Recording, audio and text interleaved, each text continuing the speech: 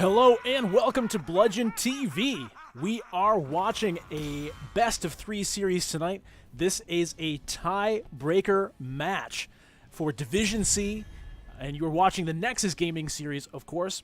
So, taking a look at how Division C finished out the regular season, we've got the bracket right here. Not the bracket, we got the standings here. It's a little bit of a mess because that's just how Division C rolls.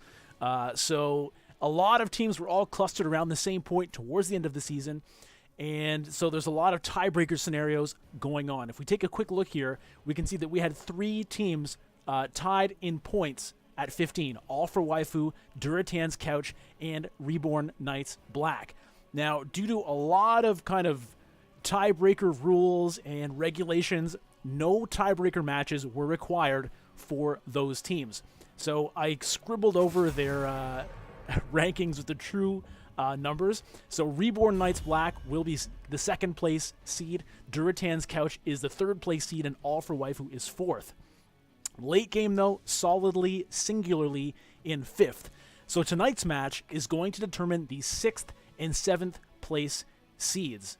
And that's going to determine who they play in the first round of playoffs. So tonight we've got Clouded Minds and Team Conflict, both sitting on 8 points, both wanting to get the higher seed here. So the way this works is in the playoffs, the 1st seed fights against the 8th seed, the 2nd seed against the 7th seed, 3rd seed against 6th seed, and so on.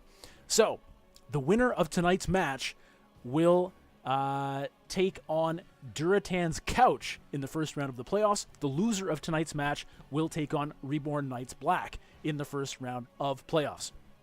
All right, so we've got that settled. We've got that out of the way. Let's get this graphic out of our way here.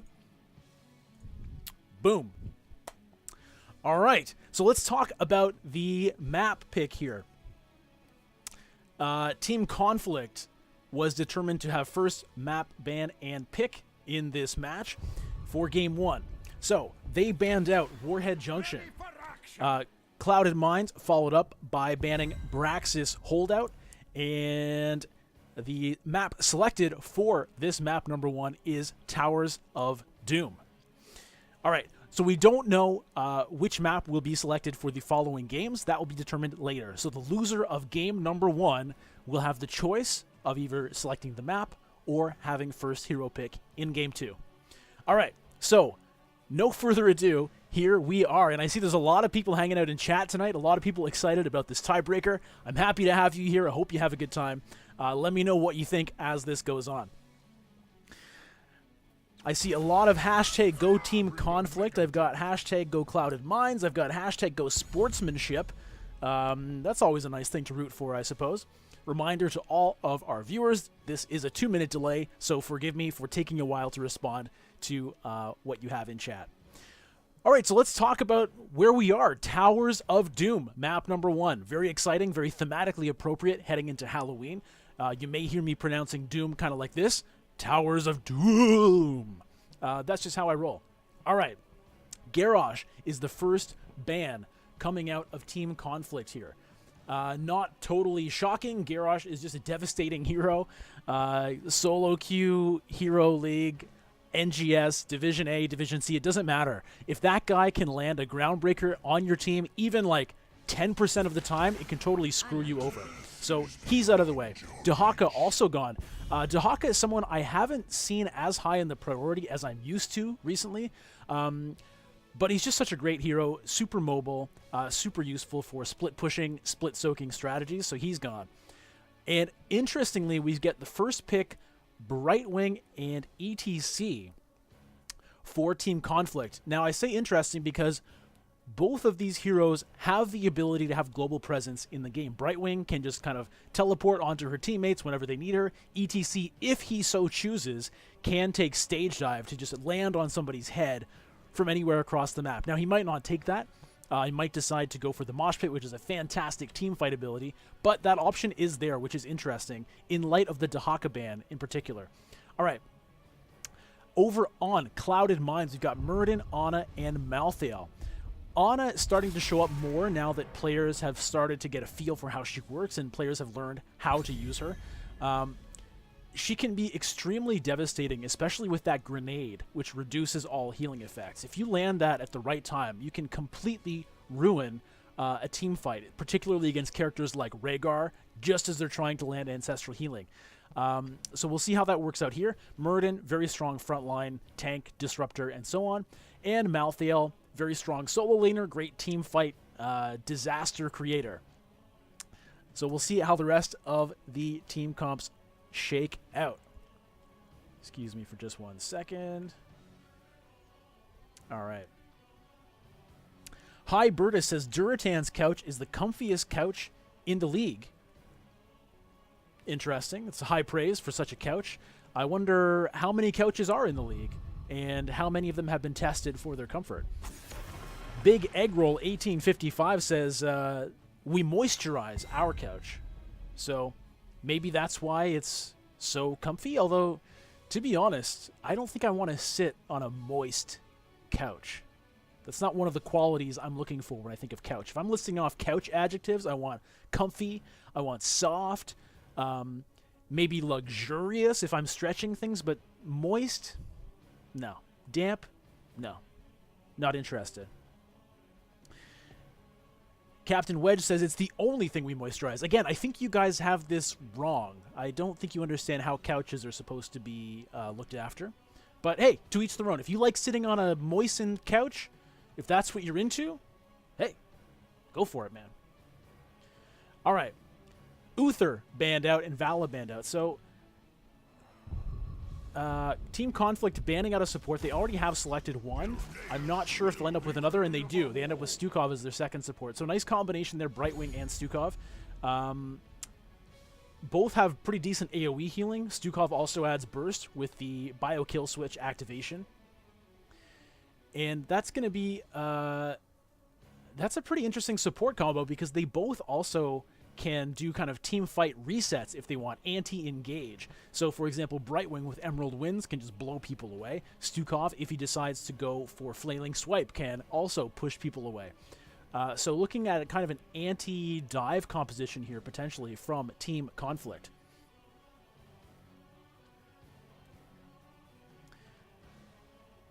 Cold Cake 71 says nano boosted Malthael. Yeah, that could be interesting to watch for sure.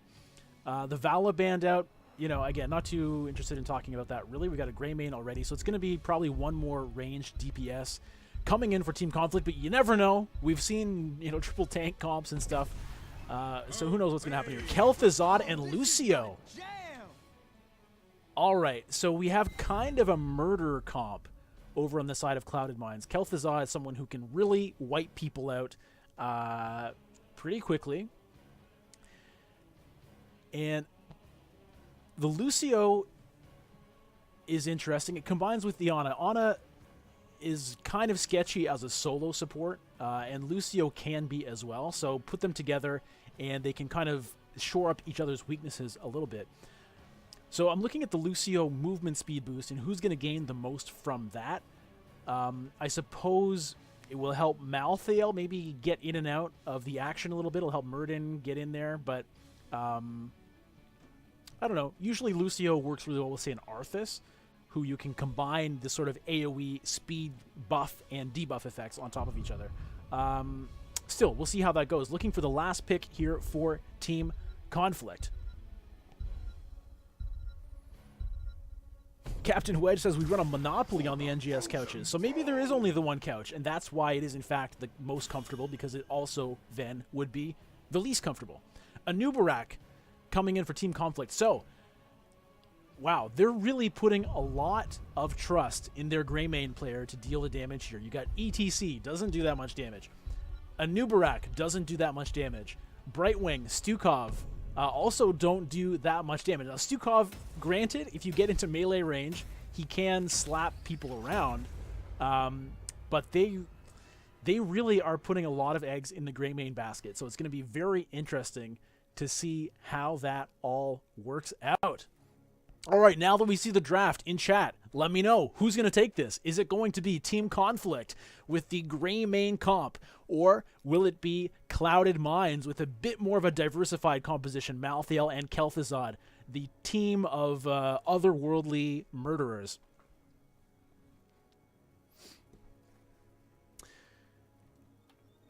I don't know. I mean,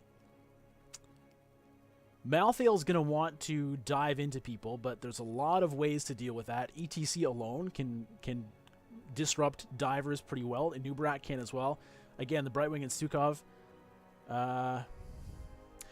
But I'm not sure how Team Conflict is going to kill anybody. We will have to see. Game 1 is starting right now in this tiebreaker match between... sorry, just 1 second. Gotta fix something. Boop, boop, boop, boop, boop. All right, tiebreaker match coming out between Team Conflict and Clouded Minds.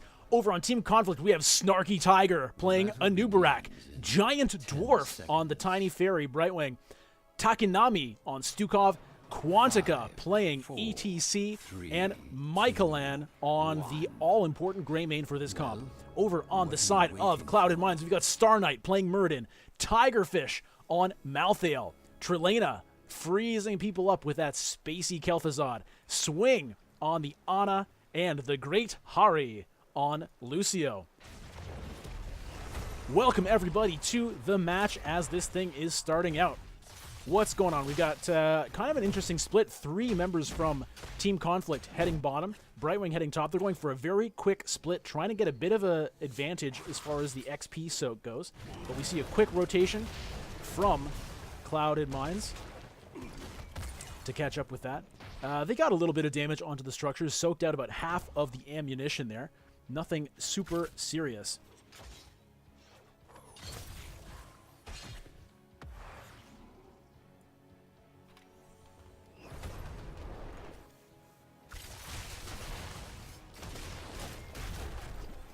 All right, so far we've got no kills. I can't believe this. How long are we going to have to wait for first blood? Well, we'll just have to wait and see. Giant Dwarf and Tigerfish just kind of swatting at each other. No one really the worse for wear as of yet. Snarky Tiger on a Nubarak going to just hold the line against Star Knight and Swing. And down in the bottom lane, we've got currently a 3v2. Michaelan, Takanami, and Quantica are down here. But the altars are activating very soon. That should tell us a little bit about how this is going to go. Cold Cake 71 says, my thoughts, nano-boosted Malthael put into Cocoon once ult pops up, or 2, nano-boosted Kel'Thuzad and Malthael is in the Cocoon. So they've got 2 options for the nano boost, which is a good point. And a good reason why they don't have a single carry on that team. All right. Snarky Tiger getting a bit of damage there. Great Hari gets stunned up. Snarky Tiger getting pretty low. We have the healing on there from Stukov, but it looks like the bio kill switch was not available. Trilena getting the channel onto that altar, but has to back away before the completion. Chains catches a couple of people there. Quantica very low on that ETC, and that is 1 dead cow. First blood going over to Clouded Minds. Star Knight getting the channel onto that altar. All right, so it's 1 altar for 1, but it looks like the Great Hari now going to complete the channel on the top right altar to grab the early advantage in the core health. Kaboom.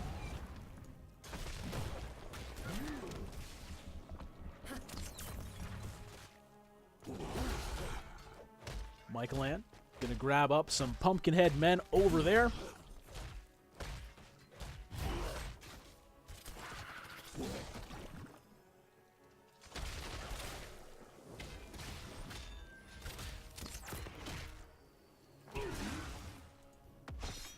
Something we've been seeing from Malthaels who have been forced into the split push against the global hero is the On a Pale Horse talent, which increases mount speed, but I noticed that Tigerfish has not decided to do that for this game, instead going for Death's Reach, increasing the range of the Ray Strike there. Other level 1 talents to think about. Stukov going for the Growing Infestation at level 1, which has been, I think, the new standard pick ever since the Spine Launcher got nerfed to reduce the damage a little bit more. I think it's a fantastic talent, though. I even liked it before that happened, as just expanding that area of silence can be so huge for controlling a team fight and landing kills or preventing heals. Thanks for the follows, everybody who's clicking that. Appreciate it very much. Fishy and I think it was cold. Sorry, the notification disappeared. Anyway, you know who you are. You must capture them quickly. Alter is going to be coming back yet again. Currently sitting at fairly even XP. Team Conflict a little bit ahead. But nothing super severe. They're currently going to have a talent advantage for a short time now. So it's going to be the bottom altars in the mid that are going to be activating here. Brightwing staying in the top lane, soaking that XP as long as she can. Of course, she can pop down as soon as she needs to. Star Knight almost getting the channel on that altar, but getting interrupted by Snarky Tiger at the last second. He has to run away as there are three, make that 4 people in here. Coming back in, though. Brightwing coming down onto Michael Landis. Give me a team fight here. Swing getting pretty low. Polymorph goes down. Great Hari silenced and dashes out of the way. But it's going to be Snarky Tiger grabbing that center altar in the end. Bring down the Great Keeper's call. Great Hari getting knocked up a couple of times there. Healing boost is on there from the Ana, and sleep prevents any follow-up. Star Knight getting in the middle of the action there, but it's going to be the Pumpkin Headband going over to Team Conflict. Tigerfish grabbing some Pumpkin Headmen up at the top side. So far, pretty even Steven as far as things go. No one getting a huge advantage one way or the other, but the XP is climbing steadily in favor of Team Conflict. I think a lot of that has to do with the mobility provided by Brightwing and the split soak that she has been able to get up to this point. Stukov continuing with the Lurking Arm build, going within my reach, increasing the range. So with those talents, Stukov can basically stand completely out of danger and just dominate a whole zone. Just put that on top of an altar or where a team fight is happening and can just continuously make it a real nuisance for the enemy team to maneuver. I think it's a great build. Looking at the other talents, Brightwing going for the same icon on all of these things. Choirboy 383, thank you for the follow, my friend. We got a lot of people watching this match tonight for this intense seeding drama. Who will go off against Reborn Knights Black, and who will have to face Duratan's moisturized couch? The altars are rising, heroes. Do get ready. All right, altars coming up in 20 seconds. It's going to be in the bottom lane. Currently, Ana is up top there. If she wants to get down for this, she's going to have to start making her way down there, as Brightwing, of course, can just take her sweet time. Trelena trying to get some poke damage with that Kel'Thuzad. Not landing right now. Great Hari getting in there for a couple of little sound bops onto Quantica, but you know, ETC is not afraid of music. This guy's a musician himself. He's got a guitar case protecting his back. He's got a guitar out in front. It's going to be hard to hurt. Okay, here we go. Wow, nice power slide into a mosh pit, and that is a couple of kills. It's going to be. One is already dead, but one is in a cocoon. Will follow very shortly thereafter, I have to believe, and that is Tigerfish getting wrecked as well. 2 quick kills going over to Team Conflict, making very quick use of their level 10 advantage with a really nice power slide into mosh pit combo to get a couple of very nice bloody kills. All right, what are they going to do with that? Well, they managed to get the altar, and now they're picking up the enemy Pumpkinhead men. Nice job there.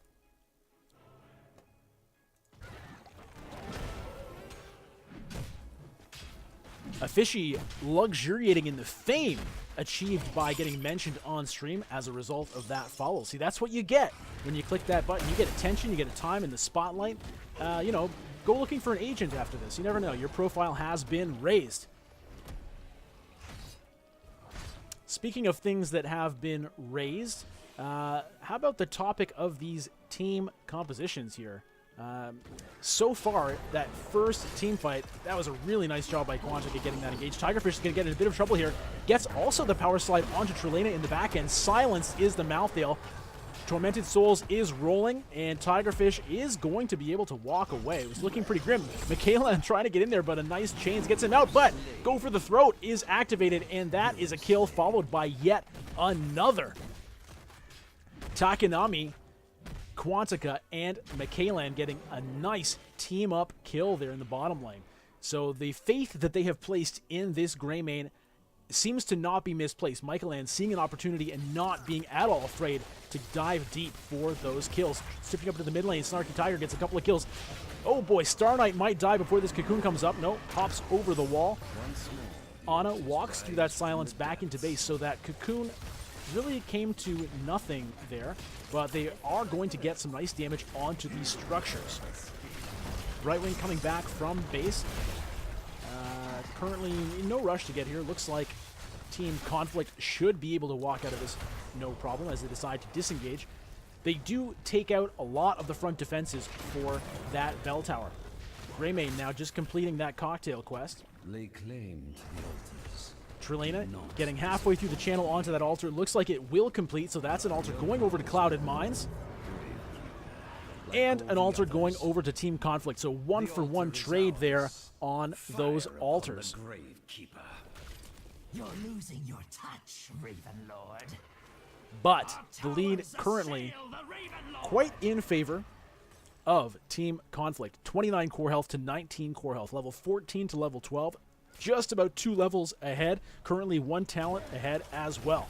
Are they going to invade? Yes, they are. Quantica power slides in. Great Harry getting low. Mosh Pit activated onto 1 just to get the kill onto Lucio.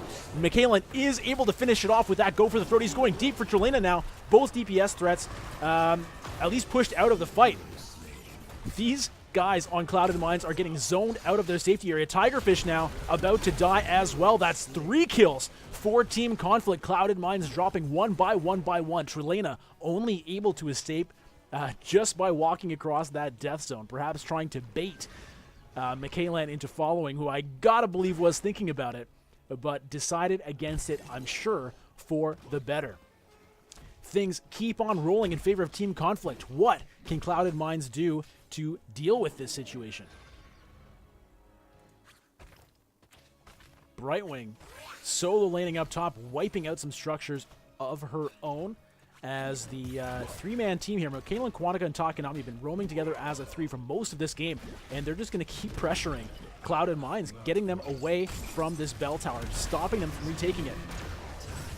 All right, Takanami having to use the Flaming Swipe there as he was getting under a bit of kill pressure from Trilena, who got some nice burst onto him, but in the end, it amounts to nothing much other than the burn cooldown. Star Knight getting forward, getting the power slide, stunned, knocked back with the face melt, hops back over into safety. Michaelan tries to get the kill, but it's just not quite enough as that Murden is too tanky and safe across that death line. They're going to try to go for it. Quantica, though, on the other side of the line, gets a lot of damage put into him, as well as from Clouded Mines, and it looks like Clouded Mines might be able to switch this. Takanami getting very low. Trilena really wants to get that kill. Defensive Cocoon goes down to prevent the follow-up, and it's going to be a clean disengage from Team Conflict.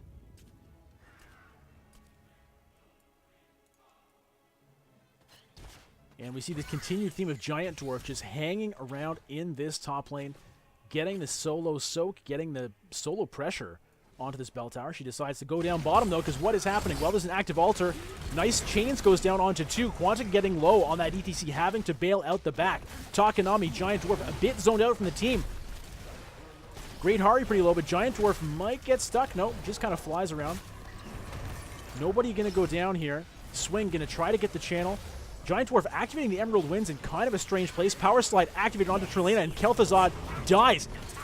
1 down from Clouded Mines. How many more? Tigerfish is probably going to die here very quickly. Polymorph is activated, and that is a dead Malthael. So it's a 2-4-0 as far as kills go in favor of Team Conflict. However, Clouded Mines did manage to get the channel on that altar down on the bottom. So the objective did go in their favor, even though they did lose kills. The question is, what are they going to lose after those kills? Well, it looks like this bottom bell tower is going to stay on the side of Team Conflict for now. They picked up a few Pumpkinhead men. We'll see if they can push those into the core here. If they can, it's a couple extra core health, but we'll see if they can pull it off. 4 members now here to defend. Look at Takanami just keeping that silence field right in the way. Oh no! Brightwing gets killed, but it's a trade onto the Lucio. Support for support so far.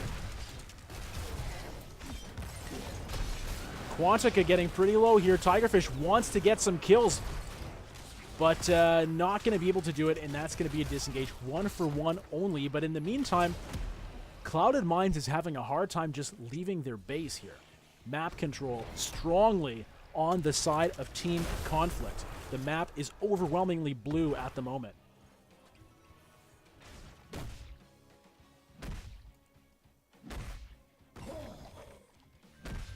A tower has been lost. All right, that bell tower finally gets flipped back to red down in the bottom lane. That will give Clouded Minds a little bit more breathing room, hopefully stopping them from being completely penned in down there. But just like that, Quantica and Snarky Tiger are back to try to immediately put pressure back onto it. Now, the altar is going to be spawning in the middle here. We can see all members of Clouded Minds already getting prepped for this. They're going to try to get an early kill onto Greymane. Looks like it's not going to happen. Anubrak comes in to try to gauge the pressure here. Everybody pretty full health. There is a cocoon active, but I don't think there's going to be any follow-up.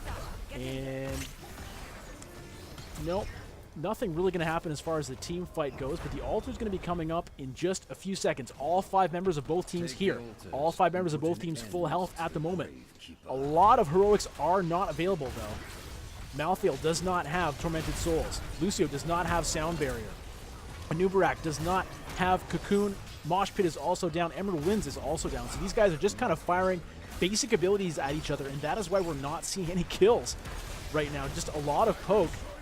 Flailing Swipe gets activated, and Anubarak gets a nice triple knockup, but in the back, it's going to be Michaelan, the sole source of damage for Team Conflict, pressured right out of there, and that's going to have to be a disengage for Conflict. How much does Clouded Minds want to chase this? Looks like not too much. Tigerfish chased Anubarak all the way back into the base.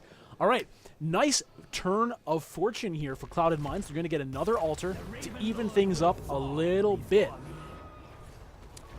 So we saw how that fight went when most people did not have their heroic abilities, and in fact, it seemed to go in the favor of Clouded Minds.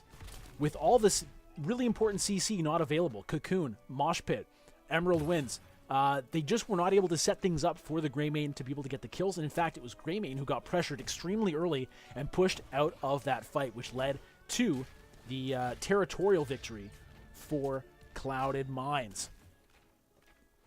Finally going to pick up their own Skeleton Men camp, and that's going to be Even Stevens on the bottom as far as the Pumpkinhead Men go. Sorry, not Skeleton Head Men. Star Knight going pretty deep there. Great Hari taking a chance to shoot his little sound gun at people. But no big deal. Snarky Tiger and Tigerfish in the top lane, and once again we see Giant Dwarf really making use of the split push ability of the Brightwing. It's still over 2 levels advantage for Team Conflict. So Clouded Minds is doing a great job staying in this game given the situation. Michaelan gets a lot of burst, but they're not able to finish it up. Takanami once again activating the Flailing Swipe there for disengage. ETC taking a bit of a nap, but that's a disengage. So one really long cooldown pulled out of Takanami there. We'll see whether Clouded Minds can take advantage of that when the next team fight comes around. Michaelan coming up to help Snarky Tiger. Can they get the kill onto Malthael? That's half his life already gone, having to pop the Tormented Souls early. Cocoon goes down to just wait out that cooldown. Really nice heads-up play there from Snarky Tiger. And I gotta believe they're gonna get this kill. Immediately stunned, immediately murderized. Malthael dead. 5v1, but it's gonna be a trade. ETC went down in the bottom lane while that was happening. 4v4 on the map right now. Luckily, Team Conflict still has another tank in the Anubarak.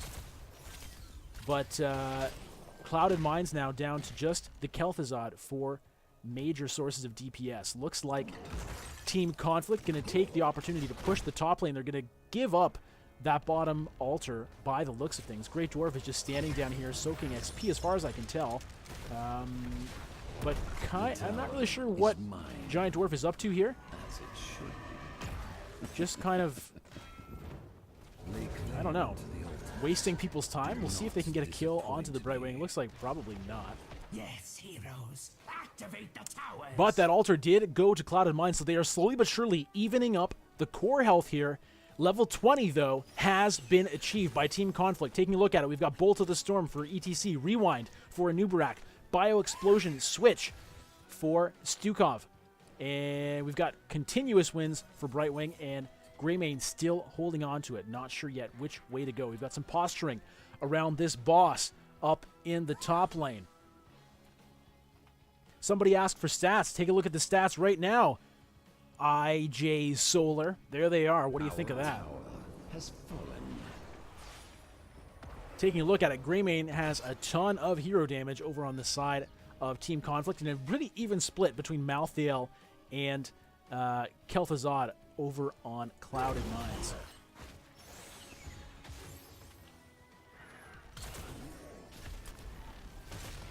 All right, if Clouded Mines can stall this out enough to get to level 20, I think they have a fairly decent shot at winning this game here. We've seen the momentum kind of stalled out for Team Conflict. They were winning every team fight, grabbing every altar for a while, and they still have a nice XP lead, but it's not quite what it once was. And Team Clouded Mines has done a really good job keeping their heads in this game, keeping their focus, not giving up despite being behind, despite being at a severe disadvantage, despite getting kind of wrecked in a couple of team fights. They are now ready to, keep this fight going here. Level 20 is going to be coming up very soon for them.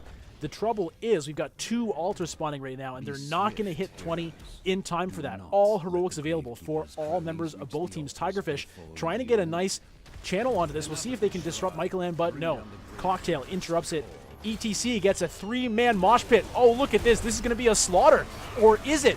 ETC actually the first to go down. Lucio follows next. 4v4 currently. Tigerfish has activated the Tormented Souls. There's a Cocoon in the mix right now. Snarky Tiger getting very low, and Nubrak is going to die very soon, and there he goes. It's now a 4v3 in the favor of Clouded Mines. Giant Dwarf activates the Emerald Winds, pushing Trelena and Swing out of the way. Team Conflict now trying to just get away with their lives, but I'm not sure how many they're going to be able to do that with. Tigerfish, relentless going after Giant Dwarf. Gets polymorphed, though. And it looks like those 3 members of Team Conflict will be able to get away. And that's an altar as well. 9 to 12 for these altars, and 20 has finally been achieved for Clouded Mines. This is where Team Conflict has to get pretty worried. They put all their eggs in the Greymane basket, and even though ETC was able to get a 3-man mosh pit, they were not able to kill anyone while that was happening. Just not enough burst damage to make it work. So ETC ended up dying first. The Lucio followed up, but Clouded Mines doing a great job coming back in this game. They grabbed the boss, and now they are sitting in the lead. 9 core health to 8. The level 20s for Clouded Mines are Bossa Nova from Lucio, Hardened Shield from Muradin, Somnolent Doses for Ana, No One Can Stop Death for Malthael, and The Damned Return for Kel'Thuzad. All right, we can see the bell tower is currently 3 to 3 even across the map. Mercenary captures even as well. Pumpkinhead Man coming down from both sides. Everybody piled into this bottom lane. This game is on a knife's edge. Now, nobody can end it right away, of course, because it is Towers of Doom, but as soon as these next altars come up, we're going to find out quickly how this game is going to go. Nobody trying to get an engage just yet here. Both teams playing fairly patiently. Wiping out the Pumpkinhead Men on both sides is going to be an altar right there, right above the action. All teams are ready for this. They're all just sitting here in the area. Nobody straggling behind. Nobody off clearing some wave in another lane. This team fight could be the deciding factor in this game. I mean, it's not going to end the game just yet, but it's going to matter. So the way this goes is going to be very key. All heroics currently available. Who is going to start this? Quantica positioning very forward, just ready to get a mosh pit if he can make it work. Giant Dwarf trying to get a channel here. Looks like they're going to just try to sneak it, but it's not going to work. Malthea gets the interrupt. Star Knight gets a stun as well. Polymorph goes down onto Murder. All right, Tigerfish has activated the Tormented Souls. Quantica, though, activates the mosh pit and dies immediately once again. People are running through the silence field, but it gets interrupted. 5v4 currently. Michaelan getting low, activating 1 charge of the Flaming Swipe. Snarky Tiger running out top. Team Conflict is split and running away. Swing channeling that altar, and that's going to be going over to Clouded Mines. This realm is mine. Boom, 9 to 4 now. Team Conflict cannot afford to have another team fight go this way.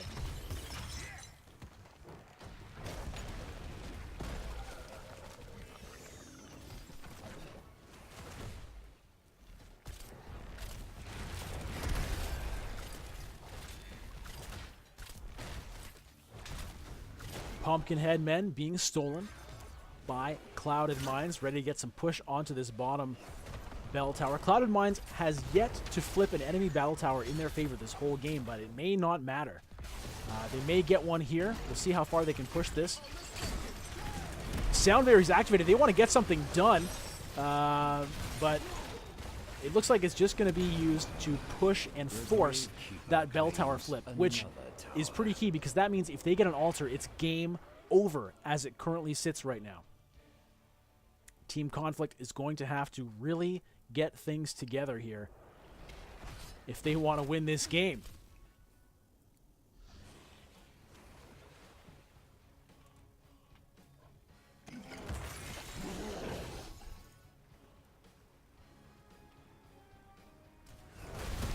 Clouded Minds grabbing up the top Pumpkinhead men, and before I was talking about how the map was very blue, all the bell towers, all the mercenary camps, but look at it now, everything is extremely red. 4 red bell towers, all 3 mercenary campers plus the boss have been flipped over to red, and it looks like Clouded Minds is going to push this top bell tower, and there's going to be no opposition as Team Conflict just spent a lot of time flipping their bottom one back over. Now they're going to try to flip the other bottom one back over to blue, but look at this. Both altars going to be spawning in the top side left and right. Heroes. Now, if the bell towers stay as they are, then if they can trade towers, they can afford to do it. But if either team can get... no, if Clouded Minds can get both, then this is game over. The altars have risen. Activate them. All right, Trelena tried to get a channel, and that triggered the team fight. Tormented Souls active, Silence Field active, Cocoon sitting in the middle, Quantica getting pretty low, Ember Winds got active, but look at Quantica already very low and assassinated yet again at the start of that fight. ETC dying at every fight is really rough for Conflict. Brightwing now dies as well. Swing about to die on the other side. It's a 2-for-1 trade, about to be 3-for-1 as Michael Land goes down. There goes all the DPS from Team Conflict. Snarky Tiger about to die as well, and that is a full team wipe. Clouded Minds wipe Team Conflict off the map, and this is going to be game number 1 going over to Clouded Minds as they've got that altar and the other one they did not even need. Congratulations, Clouded Mind, taking game 1 of this tiebreaker series.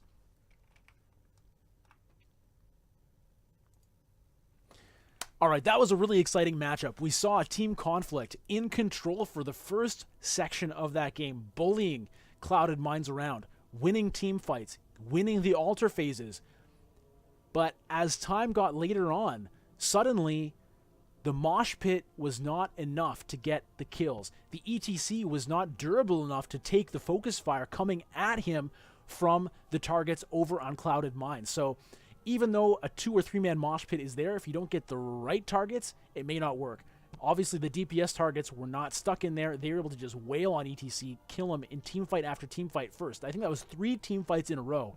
We saw the ETC die first, and the team just collapsed after that.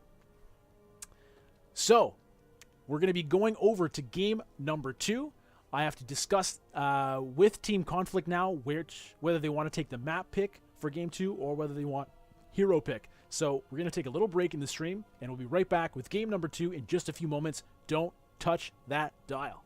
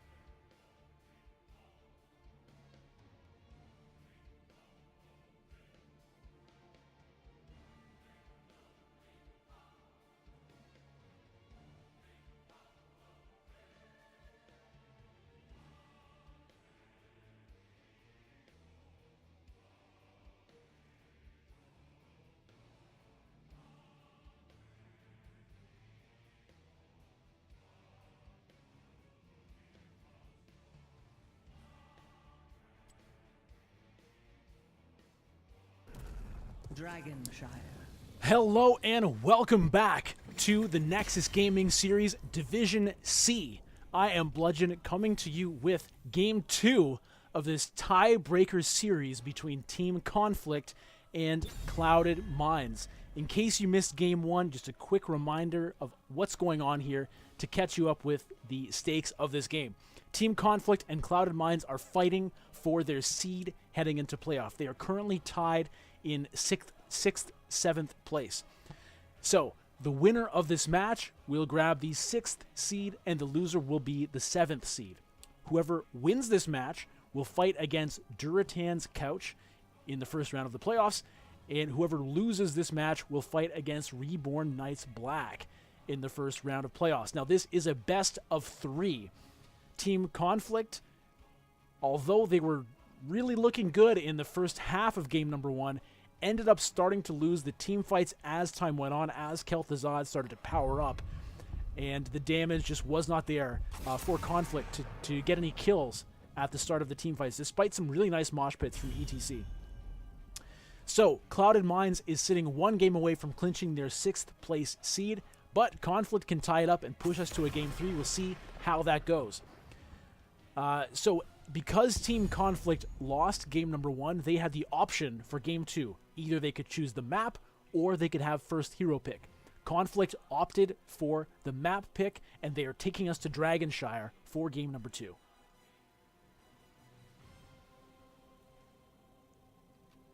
Cold Cake 71 says Dragonshire least favorite map. Well, you have your favorite maps. I actually really love Dragonshire. I think it's extremely well designed. And I just think it's a fun thing to play. I love fighting over the control points. I love the idea of getting inside a dragon statue and like breathing fire on people, booting them over walls. I love it. And it's just a classic. It's one of the original maps for Heroes of the Storm. And I never get tired of it, to be honest with you. Map number 1 was Towers of Doom. Ready for action! Braxis and Warhead have been banned out by the teams prior to game number 1, so we will not be seeing those maps today.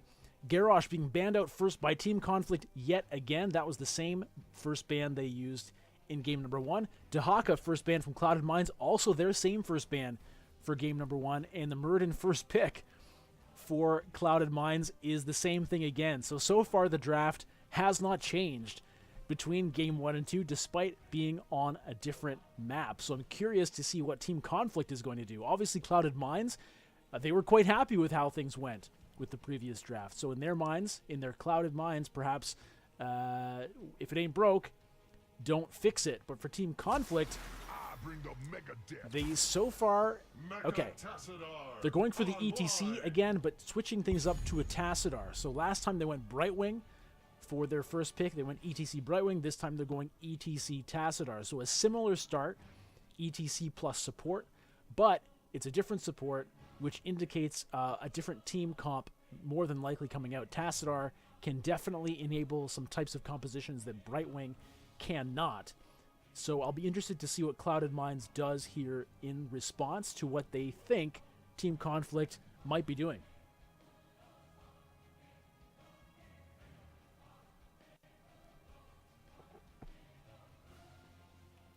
Clouded Minds taking their time here,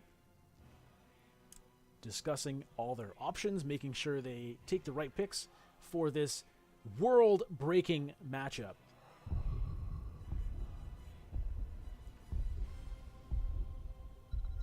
Clock is ticking down. What's it going to be? Sonya and Vala. All right, so Clouded Minds also going for a different team comp this time around. They banned Vala in the previous game, and Sonya fell all the way through the draft, so this time she will not.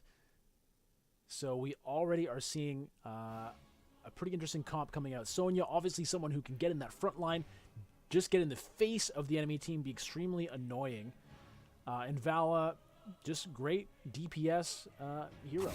Oriole going to be banned out by Team Conflict. That's interesting. I was wondering if perhaps they might try to take the Oriole, put it with the Tassadar, but seeing the Vala on the other side, not wanting to give that battery over to the Oriole, as Vala is definitely one of the classic pairs that goes well with the Oriole, though you do often see it with the Tassadar as well. Still very curious to see what this Tassadar is going to be doing for Team Conflict. Final ban now coming out from Clouded Minds.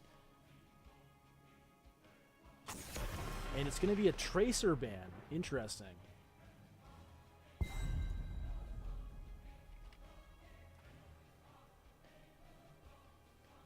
They do not want that super... You know, if I had my way, I would just ban Tracer out of the entire game, along with pretty much every Overwatch hero. Just get him out of there. Tracer, get out of there. Genji, get out of there. Diva, you can go too. Those Overwatch heroes are so annoying, man. So, quite happy the Tracer's out. You know, I just had a Tracer wreck my Li Ming in the last game I played, so perhaps that's coloring my opinions a little bit. Now, Malthael is still up.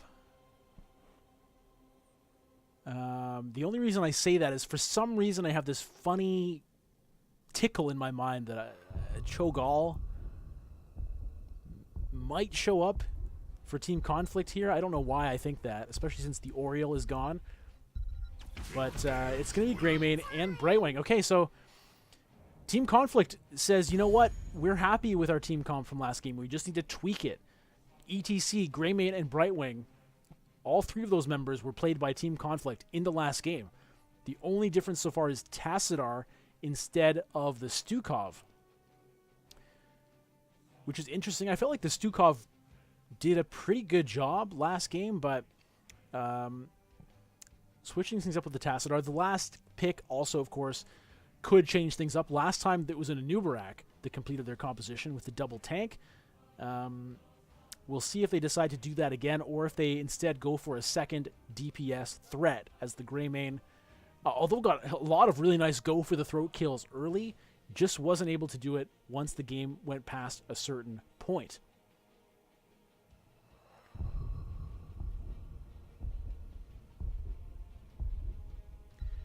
We're seeing a serious discussion about pie in the chat right now. Some insults flying back and forth. Okay, so Clouded Mind says, you guys don't want Stukov? Fine, we'll take it. Taking Stukov and Rhaegar for the final two picks. Double support coming out at the end for Clouded Minds. And there is the Malthael, which went through the draft up until the end. So that is going to be a switch.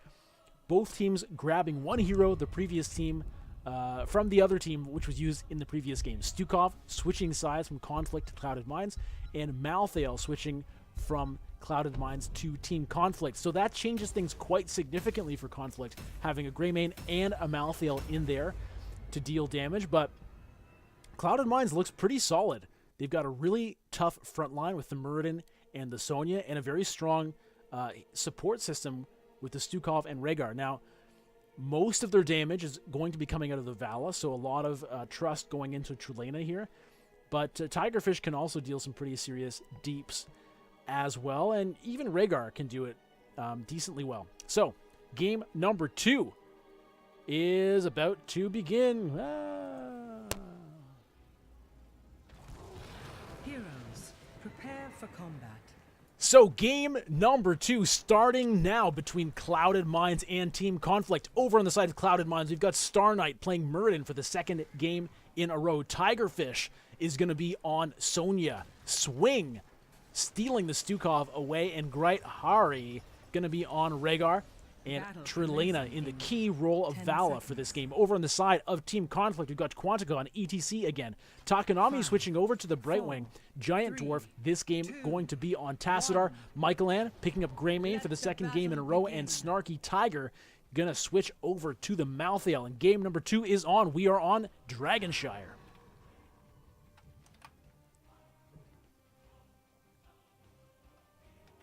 I never got to talk about all the pie discussion going on in chat, but I guess that's just a window I'm going to miss. I bought a pumpkin pie today. I'll tell you that much. Going to whip up some cream for it. It's going to be good stuff. Chat, let me know who's going to win this game number 2. Is it going to be Clouded Minds, or is it going to be Team Conflict? Clouded Minds could take this in a 2-0, or Team Conflict could push us to game number 3. We're just going to have to wait and see. Teams have split across the map. It's going to be Sonya versus Malthael on the top lane. Pretty classic laner battle there. Dragon Knight.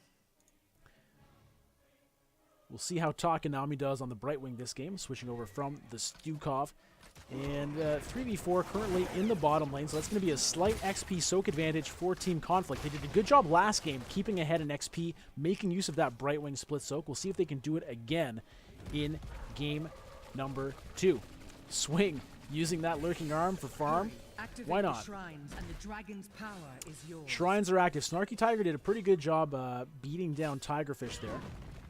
Gonna be able to grab that top Dragon Shrine. They're currently controlling the bottom, but Takanami is not going to be able to grab the Dragon Knight right now, as Swing is standing guard. So, Shrines controlled by Team Conflict at the moment. Takanami trying to get a channel. Swing says, no, I'll just pustule you. Team fight down in the bottom lane, or 2-on-2 rather. Michaelan still very healthy, going after the Great Hari, not going to be able to get a kill there. But they do push them away, and the Dragon Knight, meanwhile, was finally able to be picked up by Takanami. So Quantica, Takanami pushing down these mid-structures. Tigerfish coming down from the back. Immediately gets stunned by Quantica and punted all the way out of the way by the Dragon Knight. Almost killed. Great Hari and Swing now left to defend this. Meanwhile, in the bottom lane, Giant Dwarf and Michaelan just going to put the split push down. So not pushing with the Dragon Knight.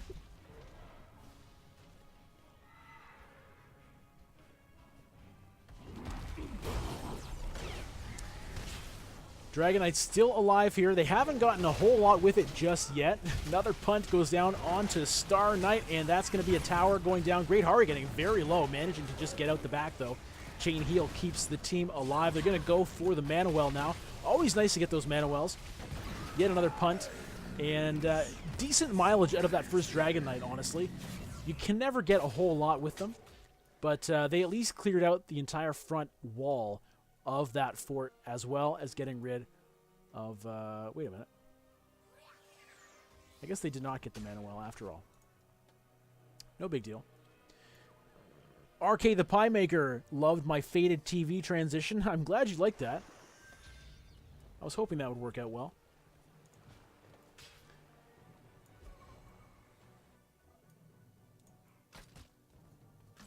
Everybody going back to their lanes now. So about just under a full level lead currently for Team Conflict. But nothing too serious. And as we saw from last game, Clouded Minds is not afraid to play from behind. They can hold on until they hit their power spikes. Of course, this time they do not have a Kel'Thuzad to sort of force them into that kind of a team strategy. Trilena getting some decent return damage onto Snarky Tiger. We saw that Hungering Arrow chase him down. But he's just going to go over, drink some magic water, and he'll be all right. Takanami currently alone in the mid. And it's a push down bottom. They've got one Siege Giant left, but it's a 3-man defense. And Star Knight gets pretty low. No big deal. Swing just going to put down the Lurking Arm to clear that stuff out. Meanwhile, Tigerfish and Trilena did a pretty decent job pushing in the top as well, getting some nice damage onto those top structures, but nothing is going to fall just yet.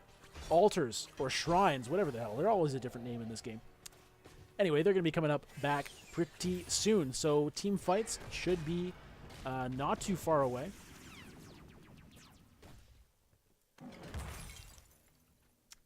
Shrines are now active. Looks like Team Conflict is going to try to grab it, but they've got 4 down in the bottom lane. Tigerfish going to chase Takanami out of here. Snarky Tiger going to show up just in time.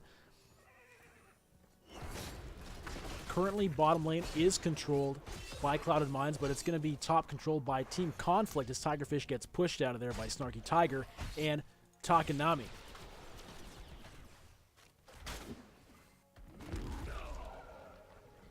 Taking a look at the builds for a moment. Trilena's going for a different Vala build than I'm usually seeing. His Hungering Arrow has been so popular lately, but this time we're going to instead see multi-shot picked up, which, you know, Vala's pretty versatile. She has a lot of different builds she can use. All of her abilities are decent. Multi-shot is probably the one I happen to like personally the best. but we'll see how that works out for this game. Tigerfish very low in the top lane. Snarky Tiger being able to just dominate that situation for the moment. Trulena coming up to swap out, giving Tigerfish time to back out and heal up. Now, because of that, that left Team Conflict with the ability to grab both altars, but they cannot grab the Dragon Knight right now, as 3 members of Clouded Minds are sitting here in the mid lane to stop that from happening. Michael Land puts the Cursed Bullet out, gets a lot of nice burst damage on the Star Knight. Tassadar Wall goes down, preventing Star Knight from getting away immediately. But what that does is just zone Clouded Minds away, allowing Quantica to grab the Dragon Knight. That's the 2nd Dragon Knight in a row now for Team Conflict, who are also sitting on level 10. Stage Dive, Tormented Souls, Cursed Bullet, Emerald Wind, and Force Wall are the heroics for Team Conflict. This is their chance to get some nice early advantage in this game. Push down some structures, push the XP lead even further ahead. Level 10, though, going to be picked up pretty soon for Clouded Minds. They got the fort. Trulena doing a nice job fighting off Snarky Tiger in the top lane. And level 10 now has been picked up for Clouded Minds. Little Tigerfish getting polymorphed. Force Wall goes up, but not enough damage to get any kills there. Quantica still has the Dragon Knight, looking to get a second fort. Boots Tigerfish out of the way, puts some flames down. That's going to be fort number 2 dropped within this Dragon Knight. Snarky Tiger going to try to go in on Trulena up top. The damage is very real, and Trulena just going to walk away with a sliver of health. Snarky Tiger not able to finish that one off. That's got to hurt. Quantica falls out of the Dragon Knight, but it's going to be a clean disengage for Team Conflict. And fairly successful push there. We saw a fort drop in the mid. We saw a fort drop in the bottom. And, you know, a couple of turrets, I guess, got dropped in the top lane by that Vala. So, not a significant counter push at all. Clouded Minds taking this chance to grab those bottom mercenaries. But it's going to be contested as Quantica goes in. Polymorph is active. Flailing Swipe pushes people out along with the Emerald Winds was activated as well, but that mercenary camp is going to go over to Clouded Minds. Now Quantica trying to get out with his life, and he will.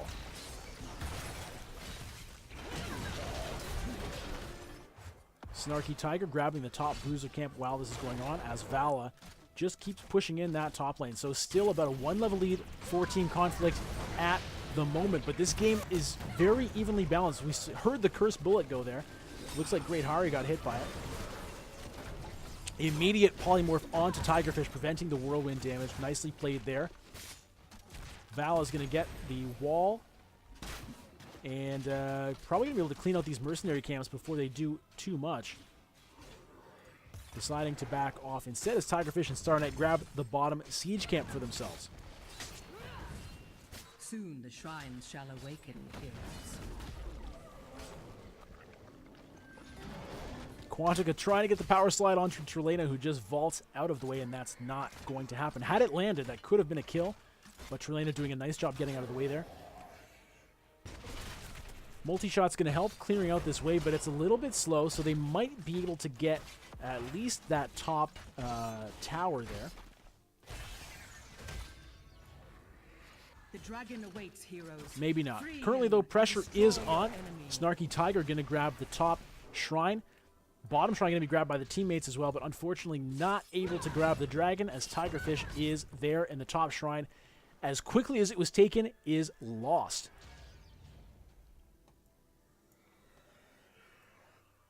Mercenaries now pushing in the top lane in the favor of Clouded Minds. Tigerfish got very low in the start of that team fight, but managed to get out of the way. Ancestral Healing heals her right back up to full. Trulena is starting to kill Snarky Tiger there. Tassadar died. That's 1 down on the side of Team Conflict. That's 2 down. That's 3 down. Can they get a team fight? Michael Land running for his wolfy life. Gonna get away. Quantica also gonna get away. Face Melt pushes back the aggressors, but that is a 3-4-0 team fight in the favor of Clouded Minds.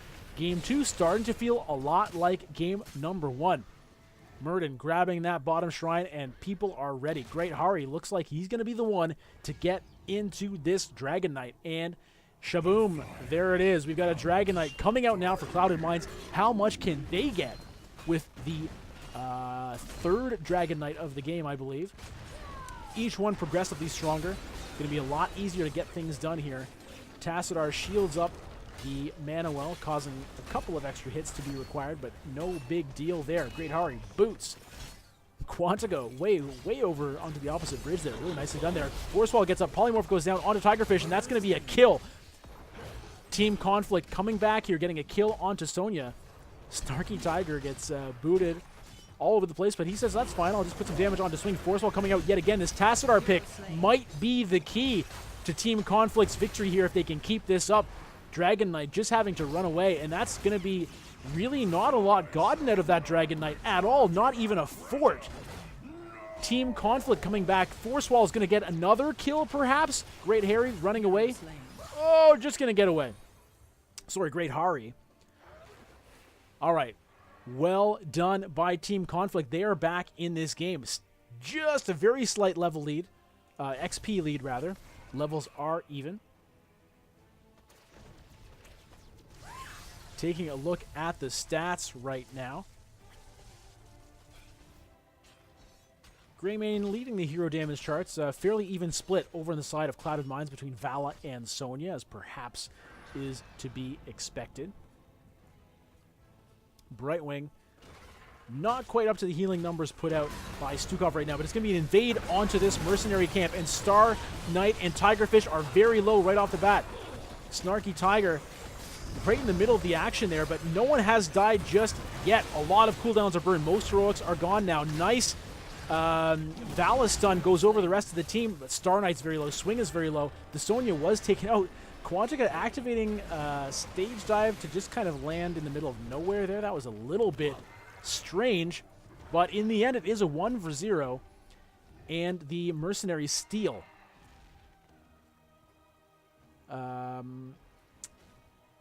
For Team Conflict, is that right? No, Tigerfish ended up getting that siege camp. Speaking of mercenary camps, bottom camp now grabbed by Team Conflict. Looks like they're going to go and grab that top one as well. So just putting some mercenary pressure down on the map while there is a bit of a lull in the action. Team Conflict still has yet to lose a fort in this game. Level 17 about to hit for Conflict, and there it is. Trelena, yeah, you cannot get away with that, my friend. Bottom shrine controlled by Clouded Minds. Top shrine controlled by Team Conflict, and Conflict now just going to look to push in this top fort, looks like. At least take out that mana well.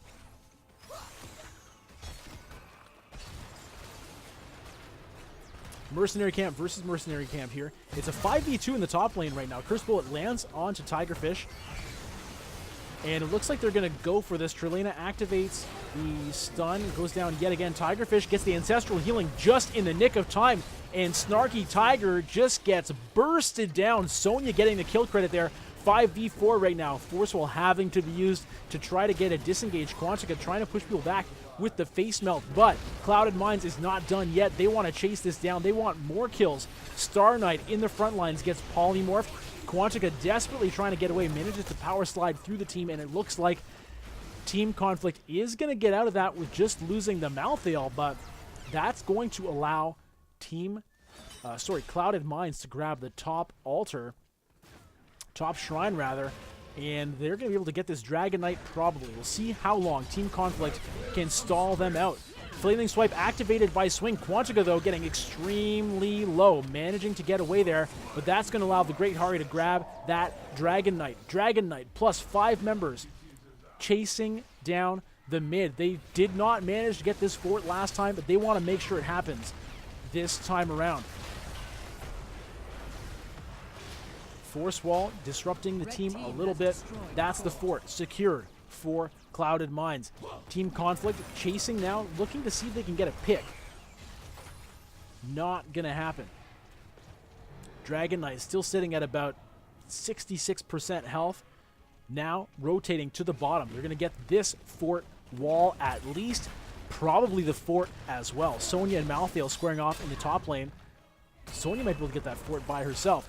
Quantica gets booted behind enemy lines. Trelena and Star Knight going to chase him down. Brightwing coming in to try to save the day. Face melt activated. Takanami was split off from the team a little bit. Trelena taking some nice burst damage from the Greymane cocktail there. Gonna scare them a little bit. What's happening in this top lane? Snarky Tiger might get taken down by Tigerfish. Activates the Tormented Souls. Tigerfish not scared at all. Has activated that Berserker and chases the Malthael out.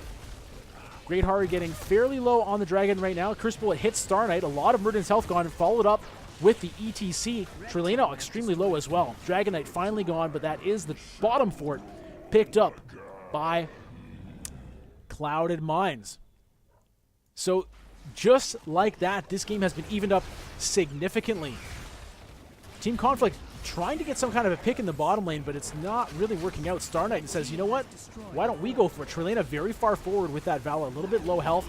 Force Wall comes in. Ancestral Healing is used on the Trelena. Quantica very close to death. Great Hari going in for the kill. Emerald Winds being used to disengage, saving the life of Quantica there. Very crucial, but Takanami might be the one to pay. No, she gets out with the blink. Snarky Tiger deciding, oh, maybe this was the wrong place to be. Getting surrounded by Clouded Minds here. What can Snarky Tiger do?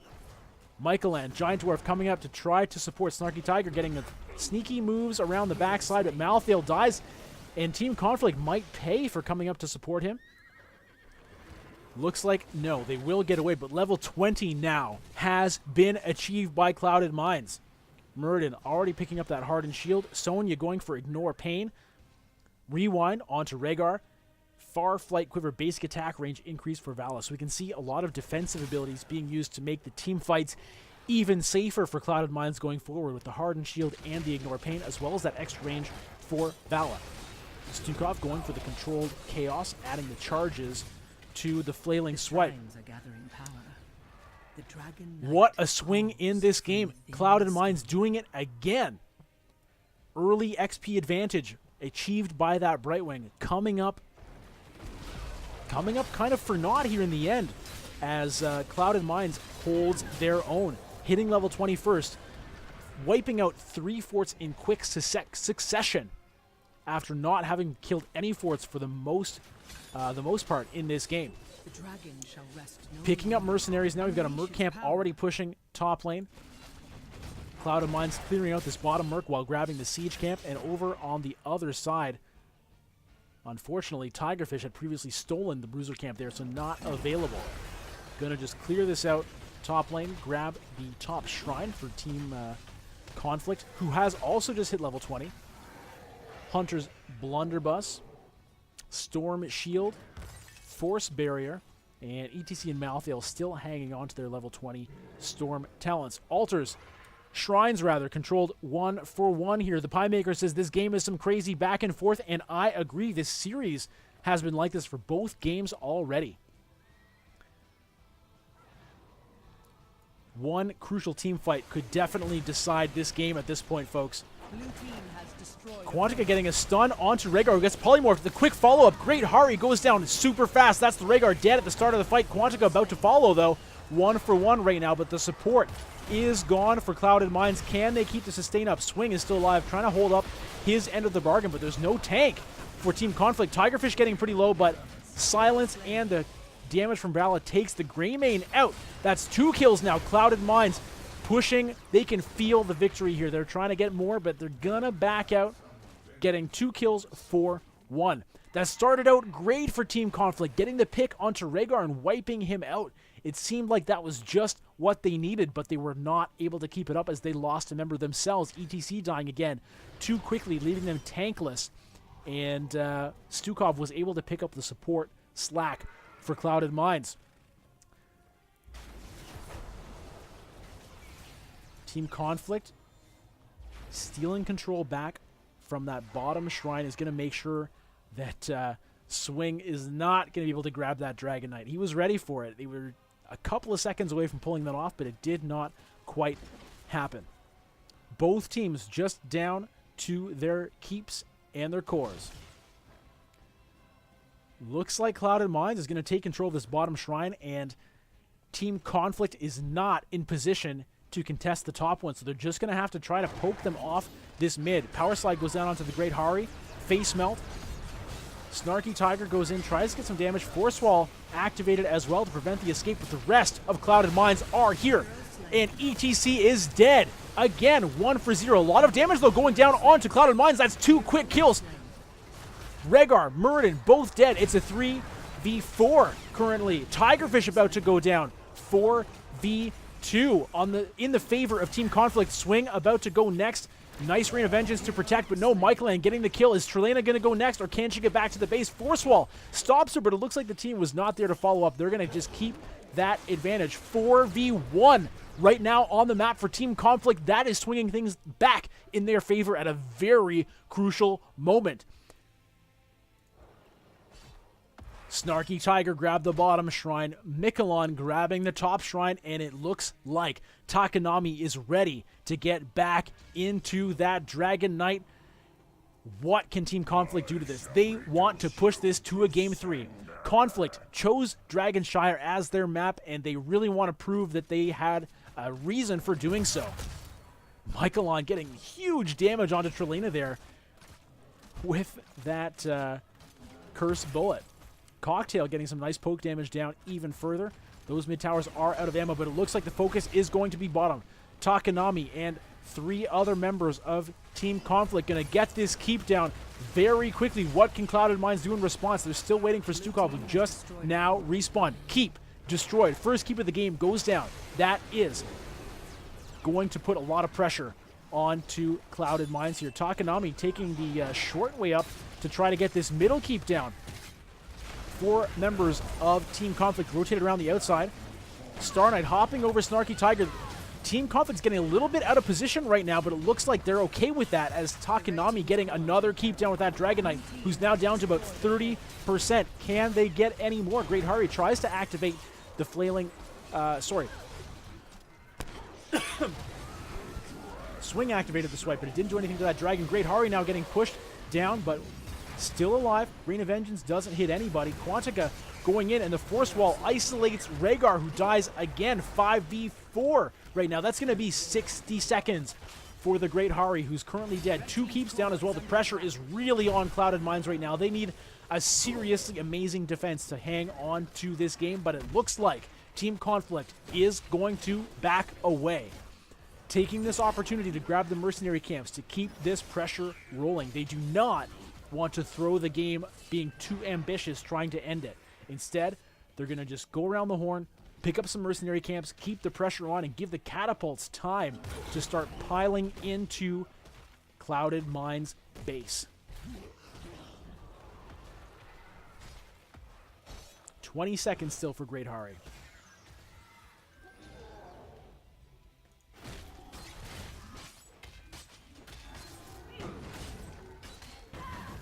All right, top lane cleared out.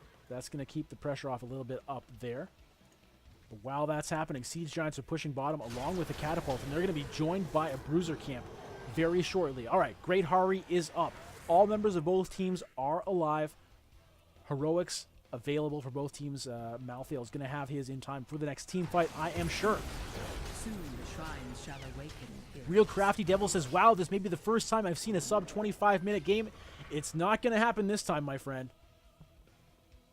May have looked like it 2 minutes ago, but Team Conflict deciding to play it safe. They're not going for the kill push with that 5v4. They were a little bit too worried about it. So they grabbed every single mercenary camp that was available on the map, which was all of them.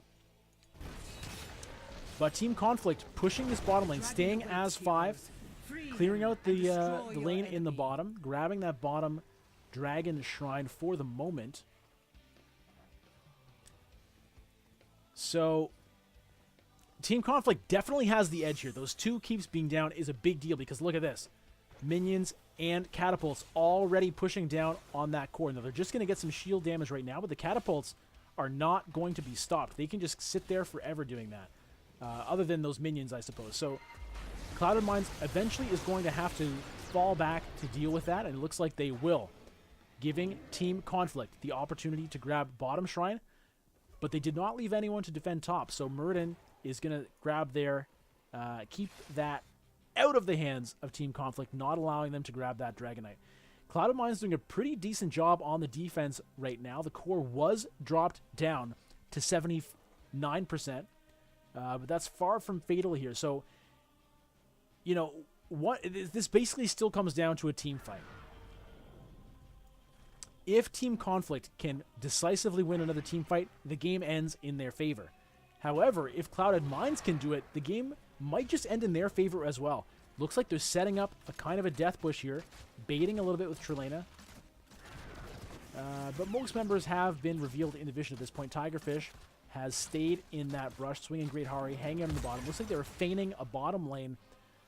The thing is, the stall favors Team Conflict here. Giant Dwarf activating that vision to make sure they see where everyone is, and it looks like they're going for it. Tigerfish got some huge damage on the Giant Dwarf, who got away with that phase shift, but Stark Knight went right after him. But look at this core under pressure again from catapults. If Cloud of Minds doesn't get back there soon, they're just going to lose their core. Never mind the Dragon Knight. Vala getting back there. Can she clear out these catapults in time? 9%. No, it's not enough. Catapults win the day for Team Conflict. Team Conflict got that crucial team fight, grabbed that Dragon Knight at the end, took out 2 keeps. And while we were watching that, a lot of us thought, geez, can they end it right here? And they decided, let's not do that. Let's go around, let's grab the mercenaries, let's play it safe. And it worked out in the end. It almost looked like they might have, you know, risked things coming down to a 50-50 team fight, but they did a great job just stalling things out, keeping the pressure out, knowing that as long as no serious team fight could occur, that would basically end the game in their favor. So Clouded Minds not able to sustain, to handle the sustained pressure put down by 2 keeps down. Great game, really back and forth, well played by both teams, but that is going to be Clouded Minds 1 and Team Conflict 1. So we're going to be going to a Game 3, and we'll be right back with that Game 3 just after this. Don't touch that dial.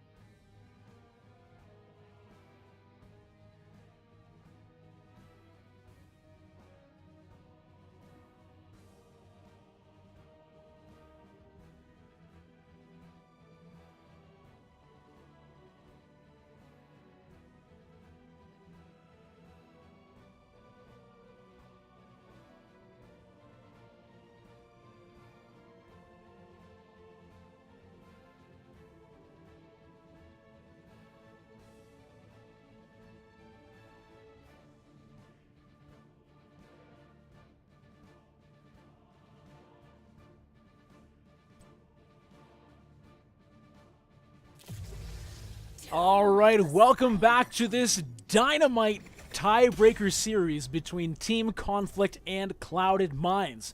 I am Bludgeon, casting for the Nexus Gaming Series. This is Division C. This is at the end of the regular season, heading into playoffs, and these two teams are fighting for their seed. Team Conflict and Clouded Minds come into this match tied for 6th/7th place. The winner of this next game will determine who ends in 6th and who ends in 7th. Who will fight Reborn Knights Black and who will fight Duratan's Couch. So the winner of this match and this game will go up against will go up against Duratan's Couch in the first round, and the loser will go up against Reborn Knights Black. Both of these games so far have been extremely exciting. Team Conflict has come out ahead in both games using Brightwing to split soak XP and get advantages on the map, winning early team fights, winning early objectives. But Clouded Minds has come back in the second half of both games, overpowering them, looking like they're going to get a comeback. They pulled it off in game number 1, taking Team Conflict down on their map choice of Towers of Doom. But in game number 2, it looked like they might do it again. They were doing the same thing. They were starting to wipe them out. They were taking forts down, but they were not able to clinch it down. And Team Conflict ended up winning that game of Dragonshire, going very late, both teams ending well above level 20. So for game number 3, Clouded Minds had the option of either choosing the map or taking first hero pick, and they have decided to choose the map. They're taking us to Tomb of the Spider Queen for game number 3. Zool being banned out by Team Conflict right off the bat, which is interesting because in chat, I believe I saw someone calling that Cold Cake 71 said, "I'm calling Michael will play Zool." Michael being a player on Team Conflict, so it looks like that's not going to happen. Unfortunately, Cold Cake 71, your prediction did not come true, and it's going to be a first pick Muradin for Team Conflict, finally taking that champion away from Clouded Minds, who has used it in every game so far. Garrosh banned away on the side of Clouded Minds. That has been a Team Conflict ban, but it looks like it just may be whoever is getting second hero pick is banning the Garrosh so far in this series. Real Crafty Devil says, "I give the edge to Conflict." So just has confidence in that team, as we're not really seeing the drafts yet. Just believes Conflict is going to pull it out. We'll see if that is true. Cold Cake 71 is chanting Conflict. So we have a simulated crowd here, and we're up to 47 viewers right now. That is the most viewers I have had for an NGS stream so far, so I'm very psyched about that. I hope you guys are having a good time. This is certainly a very interesting series. I'll take this opportunity to tell you, if you like this, feel free to click that follow button right up there. That makes it more fun for me. And a little pop-up shows up on my screen showing me you did it, which means you get mentioned on the stream, which I know some of you find very exciting. So that's how that works. All right, the two first picks have come down for Clouded Minds. We've got Greymane and Uther. First time we're going to see Uther in this match. He was banned away in game number 1 by Team Conflict, so perhaps they know that Clouded Minds does like to use that champion. This is the first game we're going to see it paired up with Greymane. Greymane has been available and used in both games so far. Michaelan picked up Greymane in game number 1 and game number 2. This time, Clouded Minds not going to let him get it. They're going to pick it up for themselves. Wildcard 3 says, "Is that a carpet, Bludgeon, and are you on the ground?" Captain Wedge says, "We need answers." All right, well, yeah, actually, I'm lying on the ground here. I have my computer set up kind of on the ceiling. I just find it much more relaxing that way, to kind of lay my body down. It gives my voice a chance to expand full up vertically, as opposed to being pulled down by gravity the other way. Everyone's apparently really dying to know about my setup here. All right, well, tell you what. JakeBot16, thank you for the follow, my friend. Hero Physio also following. All right, because you guys have been clicking the follow button, tell you what, I'll give you some answers. This is, in fact, not a carpet. It's a blanket. That is an Icelandic blanket made of Icelandic wool, one of the best blankets you can find on this earth. I guarantee it. And that is my backdrop, but I am not on the ground. In fact, I am sitting in a chair, as probably most of you are as well. So, Hero Physio says, you know what? I am stuck in the TV. I can't, trying to get out of it, but it's just, I've been stuck in here for a while, and so I figured, you know what? While I'm stuck inside this television, I might as well, do some broadcasting, because otherwise, what's the point? But it is nice and cozy inside this box, because, behind the blanket is all like the circuitry and the tubes and stuff for the TV. And the problem is, if I don't block that off, the heat and the light, not only is it extremely uncomfortable, but it gets in the way and it interferes with the broadcast. So the Icelandic wool is a nice barrier there, insulates that away from me as well as from you, the viewer. Thank you, IJ Solar. Thank you, Wildcard. All the people clicking follow. I appreciate that. Sorry if I missed you there while I was going on and on about my crazy setup inside this TV world. It's too strong. All right, going back to the picks and the bans. How about that ETC ban? So finally, we're not going to see. Whoa! So excited! I just ripped the microphone out of my headphones, but they went right back in. Choirboy 383 says, "Can you make Tomb of the Spider Queen super spooky for me?" And is that the Shadow Realm that Yugi was talking about? Here's the thing. I'm not allowed to talk about the Shadow Realm. I shouldn't even say that. Interesting hero picks here. Sonya and Nazeebo. Finally a Nazeebo getting picked. Now, Nazeebo is one of my favorite heroes, and he's a very smart pick for Tomb of the Spider Queen, because on this map, you've got the 3 lanes very close together. So it's a 3-lane map, means Noah, 1841, thank you for the follow. The 3-lane map means that there are minions basically all over the place in very quick walking distance for Nazeebo. So he's going to be able to stack up that Vile Infection very quickly. Diablo is going to be the tank over for Clouded Minds, and Diablo also very cool hero to use on Tomb of the Spider Queen, because there are all those little corridors and walls, kind of like me inside my TV. Diablo can just smash against the wall, knock somebody there, stun them up, flip them over his back, and Bob's your uncle. No Rhaegar in this game. That was banned out. Team Conflict really likes the Brightwing, and we've seen that 2 different players have played the Brightwing as well. So it's not just a player comfort pick, it's a team comfort pick. Lucio coming out. So Brightwing and Lucio are going to be the team for Team Conflict. It's kind of interesting because neither of those heroes are particularly known for their burst healing capabilities. They're persistent AoE healers for the most part. Lucio, though, also providing movement speed, which is going to help Sonya quite a bit. So Team Conflict obviously did not like facing the Sonya and decided to pick it for themselves. This guy, Speedcuber MK, thank you for the follow.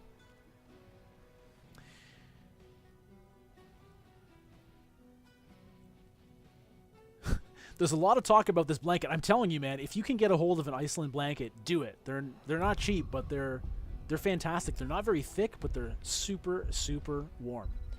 This NGS broadcast brought to you by the Icelandic Chamber of Commerce. Are you sick of being cold? Are you sick of blankets having to be super thick to be warm? Get a new Iceland blanket. It's thin, it's stylish, and comes from one of Europe's most hip countries. You'll be the talk of the town, and your stream followers will love it. Iceland blankets. Okay, sorry, I had to do that little plug for my sponsor, Iceland Blankets. Artanis being the final pickup for Clouded Minds. Now that's interesting. You often don't see Artanis except on Battlefield of Eternity. So, looking at these team compositions, knowing what you know about both of these teams, chat room, let me know who is going to win this game, and therefore this match, and therefore this tiebreaker.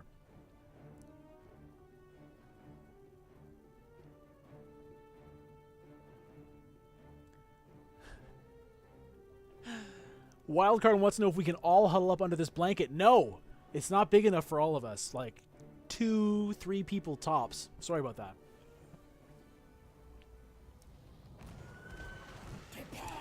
All right. Game number 3 is happening. No, the TV.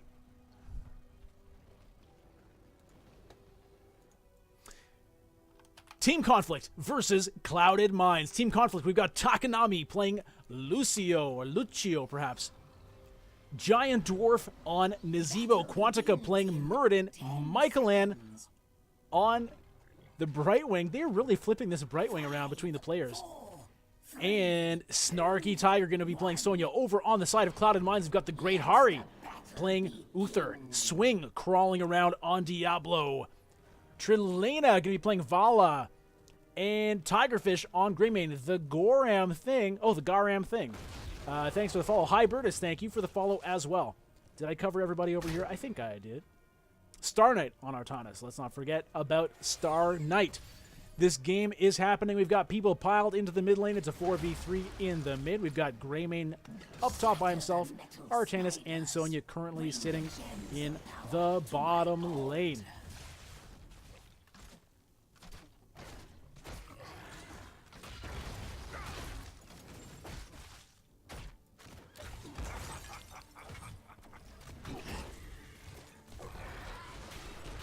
Snarky Tiger and Tigerfish battling it out. Tigerfish definitely getting the better of that early trade, forcing Snarky Tiger to go drink the, I don't know, the cured spider venom, whatever that is.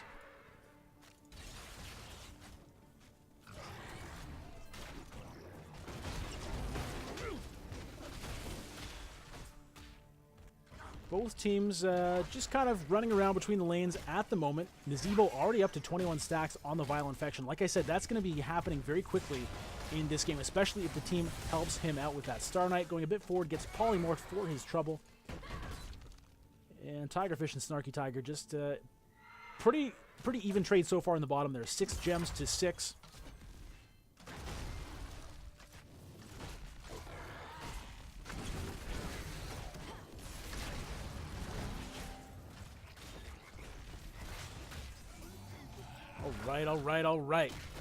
All right.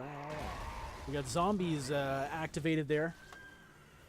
Choirboy383 says, please don't go, Bludgeon. I want to stare at your face all day.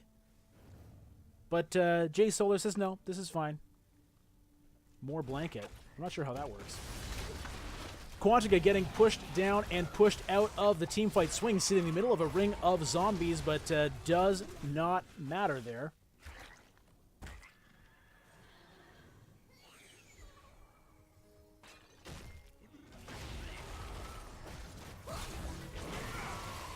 Oh, huge swap from Star Knight. Michaelan getting pushed in the right into the egg pit there, but it doesn't really matter. No one was there to damage that Brightwing. I've got to say, it's very interesting now. Brightwing has been played 3 times by Team Conflict by 3 different players. Game number 1, Giant Dwarf played Brightwing. Game number 2, it was Takanami, and game number 3, it's Michaelan. So really interesting versatility being shown here by Team Conflict. I love that you guys love my Iceland blanket. Twitch chat saying there's a blanket giveaway. Type exclamation by blanket for a blanket giveaway. Yeah, absolutely. Everyone watching this stream right now, tell you what, you're all going to get a blanket. Just, it may take a couple of months, you know, for me to get it shipped out to you and everything. I might ask you to have to pay for shipping, so just send $20 to my PayPal for the shipping, and think about it, that's a huge deal. Just kidding. Do not send me anything. You can't, even if you wanted to. Quantica sitting on 11 gems. No one has died just yet, but it's going to be Quantica. Just as I say that, the dwarf gets tossed and gets wiped out. All of those gems going to go to waste. He was sitting on at least 11. Trilena and Swing taking this opportunity to turn in their own gems, or at least Swing is going to do that, and that's going to be Red Webweavers coming out here. Join the red ones in battle.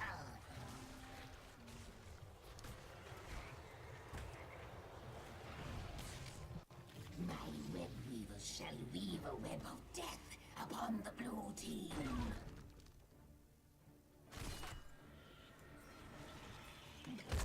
All right, here come the Web Weavers. We've got a lot of action up in the top lane. 4v4 right now. Quantica gets flipped over and stunned, but it's Muradin, so he just jumps out, and no harm, no foul there.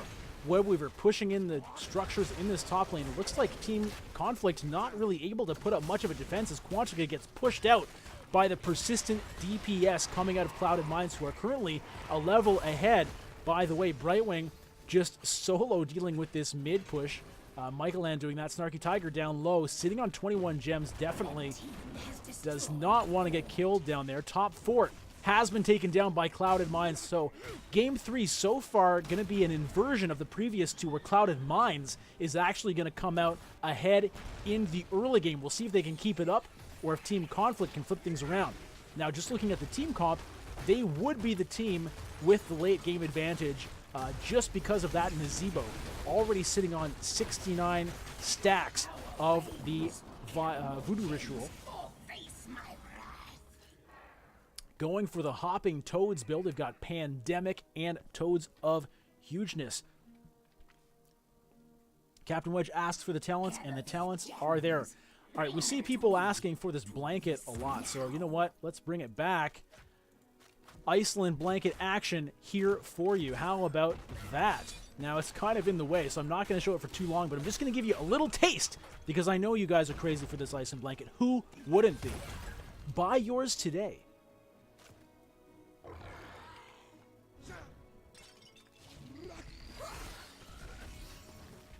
Teams currently split. 4 members of Team Conflict in the top lane, 4 members of Clouded Minds in the mid. Star Knight trying to get a turn in there, but it's not going to happen. Team Conflict sitting on 66 gems, more than enough for the turn in, but they have yet to find the opportunity to do so.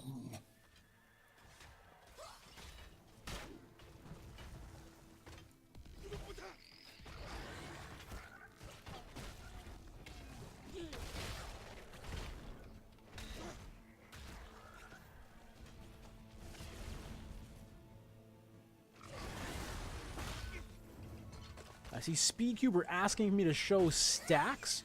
I assume that has to do with the talent choices, which should be up on your screen right down there in the bottom.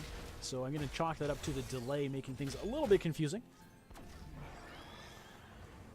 for the streamer audience communication.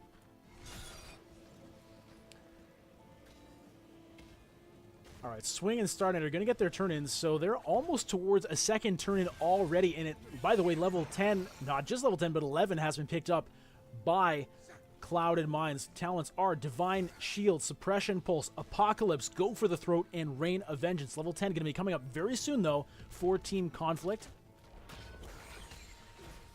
We'll see what they can do with that. Quick update on the Nazebo, up to 111 or 111 stacks on the Voodoo Ritual, just in case you can't see that. I guess my smiling face was in the way there for a minute. Stun goes down onto Great Hari. Quantica follows up with the Dwarf Toss overhead, but that is going to be Uther getting a little bit low. Quantica tries to get the gems turn in, but Clouded Minds is here to handle it.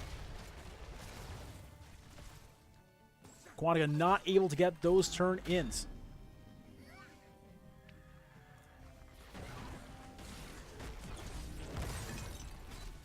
Snarky Tiger getting pretty low. Here comes the ultimate out of Artanis. Didn't really do a whole lot, but that is Sonya getting wrecked. First kill in a little while here over for Clouded Minds. Currently sitting at 3 kills to 0, and that's going to be another Web Weaver phase coming down here for the red side, which is Clouded Minds. 2 levels ahead at the moment. Web Weaver's coming down, and the outer forts are already starting to get very low here. Quantica, though, getting pretty low, sitting on the 21 gems, really does not want to die and doesn't. Polymorph, though, was flipped onto the Great Hari. Uther walks away there. Everybody down in this bottom lane right now. And there's no way that Team Conflict is going to be able to keep this fort alive. The big question really is, are they going to be able to get a keep? Really huge swap. Artanis got Giant Dwarf right in the back of the enemy team. 11 gems sitting on that Nazebo. Looks like he's walking away for now. Takanami got very low in the meantime, having to get out of there as well. That's a disengage called for Team Conflict, but look at that. Ooh-hoo-hoo-hoo. Sound barrier having to be used as the Diablo almost got a kill there, but it did not happen. Nazebo already at 131 stacks on the Voodoo Ritual, just completed the Pandemic quest. So now 5 Toads going to be coming out of that Nazebo. Snarky Tiger up top.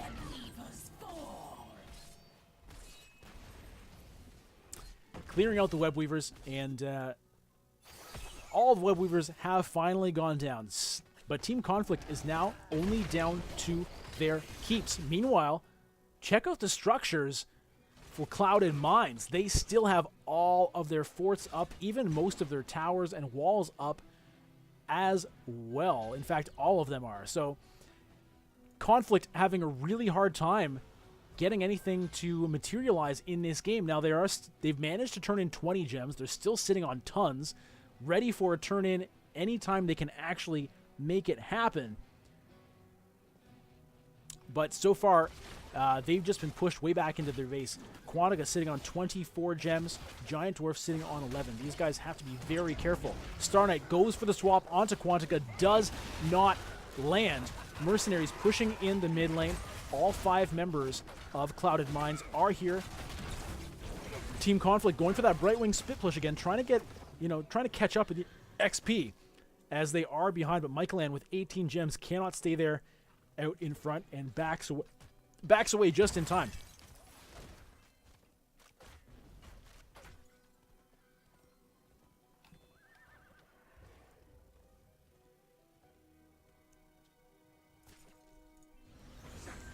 All right, it looks like finally Team Conflict manages to turn in their gems. So this is going to be blue Web Weavers coming down. This is their chance to swing things back in their favor and even up this game. Already getting some really nice damage onto this top lane turret. So perhaps a bit of a missed call there by Crowded Mines. Great Hari got stuck in a zombie wall. Divine Shield goes down to try to save his life as his health was getting very low. All of the heroics are being activated right here. Sound barrier will prevent any more damage from landing onto Team Conflict, but no kills were had there. So this Web Weaver is getting cleared out very quickly by Clouded Mines. No harm done there. Team Conflict going to shift down into the mid to try to get this fort down, and meanwhile the bottom one is being wiped out by Mercenaries. So really nice job by Clouded Mines there, dealing with this spider push. It looks like that was actually a calculated move. I said it was a bit of a misstep, maybe a missed call, for them to allow Team Conflict to get that turn in. But it seems like it was actually brilliant because they burned all of those gems from Team Conflict, and what did they lose? Like a couple of towers, and that's basically it. Bring them. Bring me their power. Both teams sitting on enough gems for a turn in, and it looks like Clouded Mines is going to do it. That's going to be red Web Weavers coming back. Snarky Tiger not able to get there in time. My magic is yours. Still a level lead for Clouded Mines. Web Weavers coming down. Now, this is where things are going to get a little bit hairy for Team Conflict. They do not want to lose a keep this early in the game. Going for some kind of flanking maneuver, deciding to call it off. Michaelan and Takanami not going to go around the back there. Everybody crowding around this top lane. That is the forward pushing Web Weaver. Star Knight goes for the swap, lands it onto Quantica. It is the Murden who gets the Unstoppable and manages to get out the back of that, but that's a lot of damage. Murden having to back out and heal up. Star Knight, though, getting pretty low as well. Gargantuan in the middle of the action here, defending against that Web Weaver. Looks like they should be able to clear it out before that keep falls. Starkey Tiger gets wrecked. Sonya is now dead. It's now 5v4 plus Web Weaver. Maybe they will get this keep after all. Apocalypse is activated, does not catch anybody, and Team Conflict have to just give up this keep. But wait, there's more Web Weaver pushing down bottom now and in mid. Okay, mid Web Weaver going to get cleared out pretty quickly. Bottom one, though. Oh, Quantica gets swapped yet again. Too bad the swaps always happen to land on the Muradin, but it's worked out so far. And that's going to be bottom keep getting dropped. Team Conflict was not able to get down there and clear that out. They were too distracted by Clouded Minds pushing in the mid lane. 2 keeps now, only 1 keep remaining for Team Conflict. They are definitely on the back foot in this game, and they are a long way from their level 20 power spike. Nazeebo is sitting on 200 stacks of Voodoo Ritual. But Vile Infection is a long ways off for this team. Clouded Minds now getting the boss. They're looking to close this game out before anyone can even hit level 20.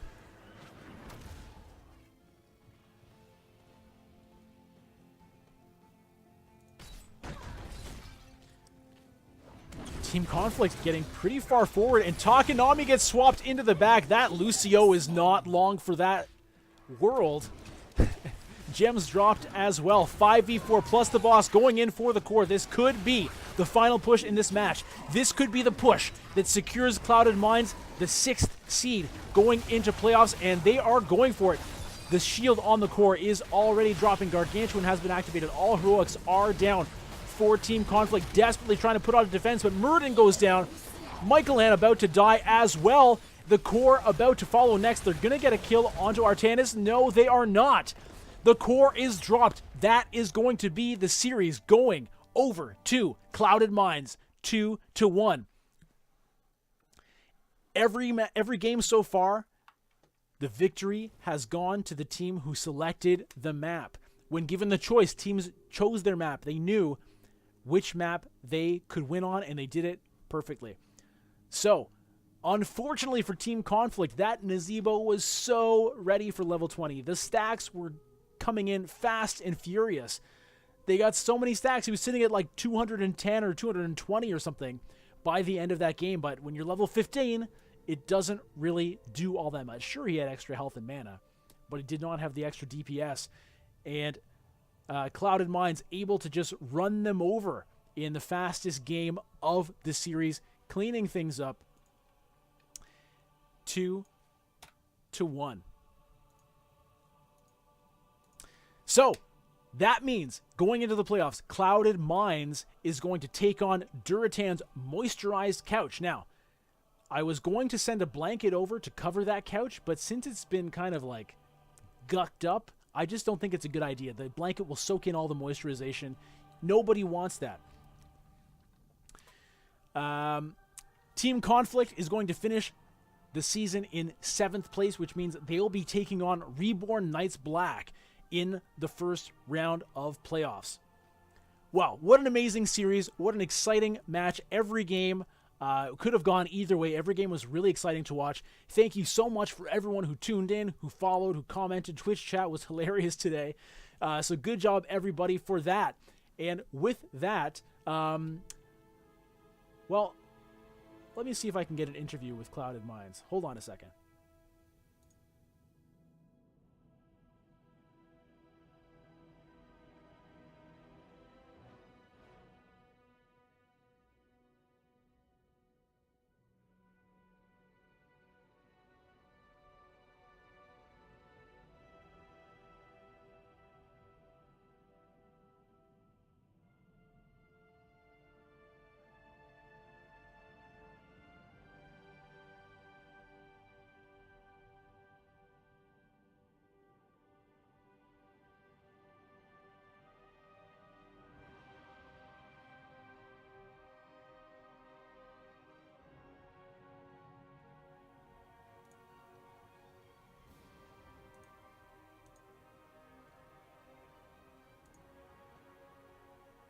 All right, I'm going to be getting an interview with the Great Hari. Great Hari, are you there? Hello, what's up? Hey, congratulations. That was a really exciting series. You guys managed to close it out 2-1. How are you feeling, my friend? Oh, we're feeling fantastic. It was a great series. GG's to Team Conflict. They gave us a real good games. It was awesome. We feel great. Yeah, well, I think that was, for me, it was a really exciting match to cast. Every game was back and forth, could have gone either way. The viewers in the chat definitely seemed to be enjoying it as well. So let's talk to me a little bit just about the nature of that whole series. You know, no one had a huge advantage either way, except perhaps in that last game where you guys kind of ran over them. But let's get to that later. Talk to me about game 1 and 2. So overall, our strategy going into game 1 and 2 is we didn't really know what the map was. We obviously every team has a preference of maps, and we kind of figured we had to draft to our strengths and what we felt we'd been practicing through like just scrims and practice in general. We kind of just decided we're going to go with what we have as our solid strengths, and we didn't really need to worry too much about the map that they took us to, if that was the case. And I felt like that worked out really well for us. In general, I think it did. So yeah, so it was interesting because in the first kind of, let's say, half of the game, it seemed like Team Conflict had the upper hand, getting the split soak with Brightwing, getting the XP advantage, getting the early objectives. But after a certain point, you guys just won every single team fight. You basically annihilated the ETC at the start of every fight, 3-man mosh pit or no. Is that basically just because Kel'Thuzad came online, or did you guys decide to kind of play things a bit differently? I think it was a little bit of both. Kel'Thuzad was stacked a little bit earlier in the game, but a lot of our team fight focus kind of shifted a little bit as we figured out, all right, here's what their engage pattern is. The ETC moshes were fantastic, and we figured instead of trying to like cleanse off the ETC mosh pit or trying to sustain through it or doing anything like that, we figured that with Kel'Thuzad, we had the tools to just absolutely annihilate him out of the mosh. We didn't even need to like stun him out of it. We could just blow him up. And that worked out a lot better for us as the team fights went on. And so we kept going with that, and it seemed like the team fights tended to turn in our favor when we did that, given 5v4 advantage and stuff like that, right? So we went with that, and it seemed to work out really well. It definitely worked out great, and it made for an exciting finish because there's a lot of suspense as the altars were, you know, going back and forth, and you guys were behind for most of the game, and then finally just got the edge, and anyway, you closed it out. So that's game 1. Game 2, it followed a kind of a similar pattern where, again, Team Conflict was getting the advantage with that Brightwing. I mean, every game they picked Brightwing, getting the split advantage, and it looked like you guys were going to do it again, right? Second half of the game, you started to come back. You got a Dragon Knight wiped out like 3/4 in one push, but just not able to close it out. How do you feel that game went? I feel like we played our mid game really well, and I think the real turning point of that game was the death metal. I remember in comms, our entire team was talking about, oh hey, look, the ETC picked up this death metal, and that we needed to play around that. And the way things ended up going, ETC just kind of put himself in a position where he was going to die a lot faster than we anticipated, and he got a lot of us in that death metal, and it ended up just being a free cleanup for Malthael, and that's kind of where the tide turned back in the favor of the other team, in favor of Conflict. All right, so before we talk about the specifics of Game 3, I just want to talk about the Brightwing pick. Every single game, Conflict went with Brightwing, and in fact, a different player played the Brightwing each time. So did that give you guys a chance to kind of adapt to the way they were using that hero, seeing it in all 3 games? I mean, we recognized the fact that they were using it in all 3 games. I think we kind of saw it, especially when we were looking at that hero, especially in game 1, was something we definitely were looking at as a pick for ourselves. But I think that Brightwing pick and all of its contention didn't really seem to have the impact that they were going for in game 1 or game 2, even though they did win game 2. I feel like that Brightwing pick didn't exactly have the same impact we were looking for, or maybe we just had the edge in playing against it. Maybe the comps we were drafting just seemed to deal with it better, but we didn't see it as too much of a problem throughout the series. And the fact that 3 different heroes played it, we noticed that in the 3rd game as well, is that it was a different person playing the Brightwing in this 3rd game yet again. We felt like there wasn't really much we could do to accommodate because different people have different play styles, and we just kind of figured that we could deal with it as the match went on. All right, so let's get to it. You guys basically smashed them in this last game on Tomb of the Spider Queen. You chose that map. Basically, every game, the team who chose the map won the game. What was it about Tomb that you guys were excited to do? So Tomb has been a pretty cool pick for us overall. I mean, we've shown that pick early in this season. Uh, we tend to like the map, but like it's just a map that we really understand the objective. We really understand where we're supposed to capitalize, and it feels really synergistic with the way we play. And it's just a comfort map for us. We like the map, so we went with it. Yeah, I mean, we saw that they went with the Nazebo, who was stacking the vile poison incredibly quickly. I think he was up to like 200 something stacks, but you guys just never even let them get close to level 20. I think they were level 15 or something when you wiped them in that game. So really well done there. Now let's look ahead. So you guys just clinched the 6th seed going into playoffs, which means you're going to be going up against Duratan's Couch. Now, in your mind, was there a really strong preference of going up against one team or the other, or was it more about just winning for winning's sake?